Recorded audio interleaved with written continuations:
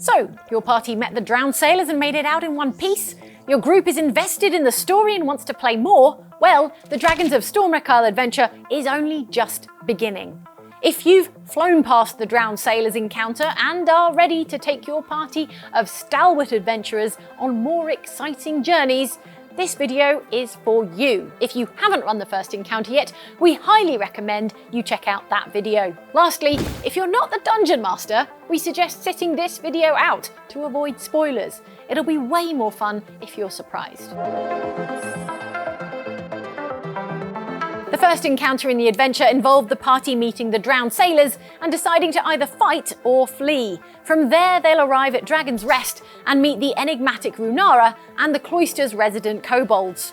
Dragon's Rest will serve as a home base for the group, and although there are a host of characters to meet and quests to embark upon, it's worth letting the players know that there's no rush. They can explore the area at their own pace and return here to take on quests later in the campaign if they want to. Dragon's Rest should feel welcoming and safe, and a place they can retreat to for both rest and provisions. Exploring the island provides opportunities for the players to prepare for the rest of the adventure. Healing potions are a must. Maybe Myla the kobold or Tarak the local botanist could hook your party up with some if they cover a shift in the kitchens. Roonara's temple offers a safe haven to recover or sleep off a busy day of adventuring. The library is also a great place to spend a few hours if the players want to read up on the island and the history of its residents, past and present.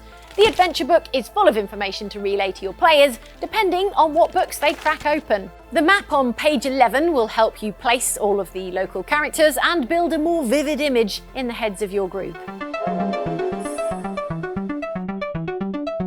There are plenty of quests, both large and small, detailed in the adventure book for you. But how do you draw your group's attention to them? It's not like there's a big glowing exclamation mark over your head, right? This is where you'll really get to use your imagination. For example, if your group fled from the zombies in the first encounter, you have a great hook to get them to explore the shipwreck outside after the troublesome zombies stumble their way into the cloister. If the zombies were defeated though, how would you get them to investigate it? Maybe they overhear Rix and Varmuth debating exploring the wreckage for salvage before asking the better equipped adventurers to do it instead. You can also rely on Roonara as a central quest giver. Your group should want to help the cloister, and she can offer up the recent wreckage or trouble in the sea caves as breadcrumbs to lead the players to the other NPCs who know more. Ultimately, how you get this information to your players is up to you, and you can be as creative as you like. Whatever your player characters choose to do first, they still need to get from point A to point B. Whether they travel by foot or by boat, there are a few fun surprises in store for them as they explore Stormwreck Isle. Looking at the map of Stormwreck Isle on page 5, you can see that the main quests happen on different sides of the island. That gives you plenty of opportunities to throw in a few more fun encounters as your adventurers travel around. The great thing about side quests is that not only can they be completed at any time, but you can introduce one whenever you find your party is unsure of what to do. If they aren't sure of what to do next, why not nudge them towards the Sea Cave quest in the Cloister Quest section? Give your NPCs agency and maybe urgency. Tarak is eager to restore trade with the inhabitants of the Sea Caves, so he might approach the group directly to explain that he desperately needs more heart-cap mushrooms for his herbalism, and it would be appreciated if they helped him out. In addition to these quests, each player character has come to Stormwreck Isle with a personal goal in mind. If you want to, you can discuss these with your players before your first session, in case they want to add a bit of personal flavour to what's been written. Every player's quest is detailed under individual quests, and it might be a good idea for you to make notes on them so you remember when they might come up.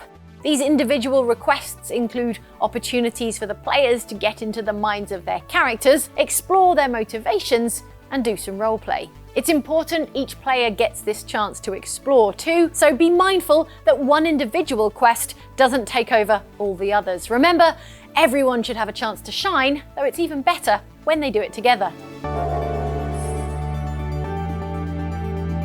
Roonara is the de facto leader of Dragon's Rest, spending her time up in the cloister and library. She is always there to help nurse your party back to health should anything dire happen. Roonara is a great option to fall back on if your players are struggling with an encounter, or if they just have a really bad run of luck with their dice.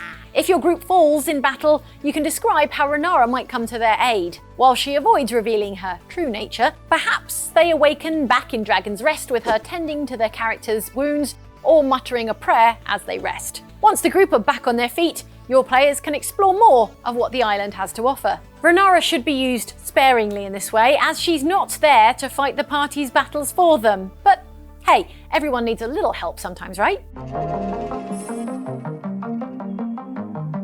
In Dragon's Rest, Tarek is pretty eager to reconnect with some old friends of his, the fungus folk of Seagrow Caves. They're rejecting his visits, and a fearsome guardian now bars the entrance. Taking on this quest, the player characters will approach a sea cave, which you can see on page 18. Depending on how they arrive, they may have to outsmart the tides as they approach. From there, they grapple with a fierce spore servant octopus, fight the blight that threatens the Myconids' farms, and slay horrible flying sturges that lurk in the dark. There are blue boxes of text accompanying these encounters for you to read out as the DM. Once inside, they'll meet the territorial Myconids. While some may leap to confront any threat, many of them are just too sick to act. It's still worth having their stat block handy just in case. To help them vent out their troubles in a very literal sense, the player characters must venture towards the source of the blight, the sulphurous fume drakes and foul energies that have spilled through from the elemental plane of fire. This chapter requires both might and manners, so if you want your players to take the peaceful route, remind them that brandishing blades and slinging spells at the front door might be seen as less than neighbourly. When the players complete this area, they'll be able to level up. The character sheets detail what happens when a character levels up, and this is a great boost to a player's confidence as they'll find themselves with more HP and some fun new abilities. If they happen to complete the Wreck of the Compass Rose first, then they'll be leveling up to level 3 instead, which means they're now ready to explore the Clifftop Observatory. Your player characters will have already seen the effects of this second major problem for Dragon's Rest.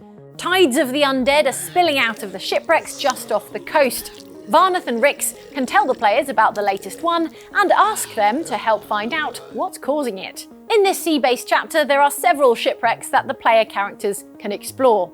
While only the Compass Rose is fully built and mapped out within the book, there's an opportunity to both construct and explore underwater wrecks using the Compass Rose as a template. Down here, there may be giant octopi, more drowned dead, or any creature you desire. How far you go with it is up to you, just don't forget your stat blocks. This part of the adventure can be scaled up depending on what level the players are at. Details on where to scale things up are in the adventure. For example, if the players are already level 2 when they arrive on the Compass Rose, they might face 3 zombies on the lower deck rather than 1. The best part about any shipwreck, of course, is the treasure. If we take the crate on the lower deck as an example, the adventure has a table of potential goodies that the players can find here.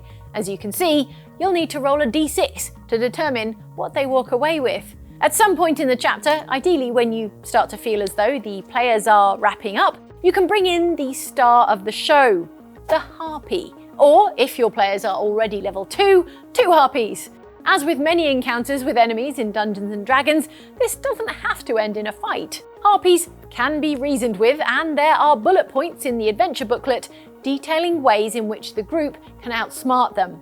How this plays out is ultimately up to you as the Dungeon Master. If the players try a particularly ingenious course of action that isn't in the book, you can decide if you want players to roll a charisma check or another appropriate ability check to determine their success.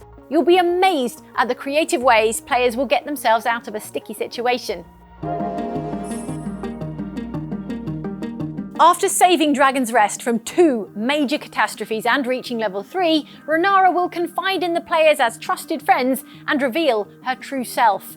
She'll point them to the Clifftop Observatory and hand them a moonstone key. With that, they should have all they need to approach the marble monument. Introduce them to the area depending on the approach that they take, using one of the blue boxes provided in the adventure book.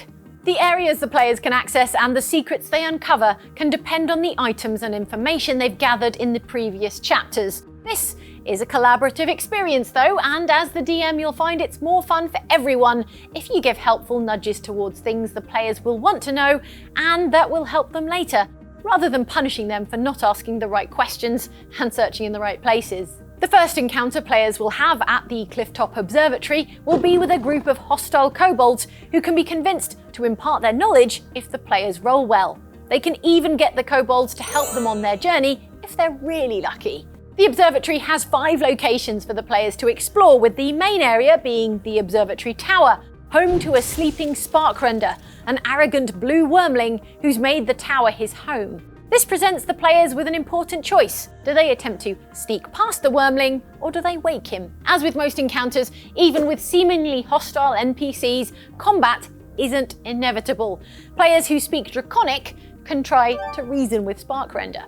As the DM, you don't need to nudge the players in a particular direction, just make it clear that there's more than one way to do things, and that there are no wrong answers. This chapter details how the players' decisions at this point will play out, including defeating Sparkrender, driving him away, and saving the imprisoned Adron. The Dragons of Stormwreck Isle adventure ends with the players at level 3, pockets bursting with treasures, with a sense of achievement from helping Roonara and completing their own personal quests. As with all pre-written adventures, the fun doesn't end just because the adventure is over. You've now got tons of resources that you can use however you want. Maps can be reused as new locations, NPCs the players met on their journey can have new quests, stat blocks can be used for new characters. The possibilities are endless. Were there any side quests the group didn't get to? Quests like What Lies Beneath from the Dragon's Rest chapter have plenty of potential to become larger adventures. Shareth's Tomb can be home to all manner of new foes, from kobolds to zombies. Rumours suggest that Shareth isn't actually dead, merely imprisoned beneath the island, so who knows what your players will find down there? Well, you will, of course. As Stormwreck Isle comes to an end, it might be good to find out what your players enjoyed most of and what they'd like to see more of. Did they love exploring shipwrecks, fighting zombies, traversing ruins? Well, you're in luck, because the only limit in Dungeons & Dragons is your imagination, and the starter set is yours to use for plenty of future adventures. There you have it. The Dragons of Stormwreck Isle adventure is bursting full of places to explore, characters to meet, and quests to embark upon, and the best bit is that even if your players don't get a chance to see everything, it isn't over. Whether the group wants to keep playing as their characters or try something new, there are so many possibilities to keep the magic of Stormwreck Isle going. So good luck and happy adventuring.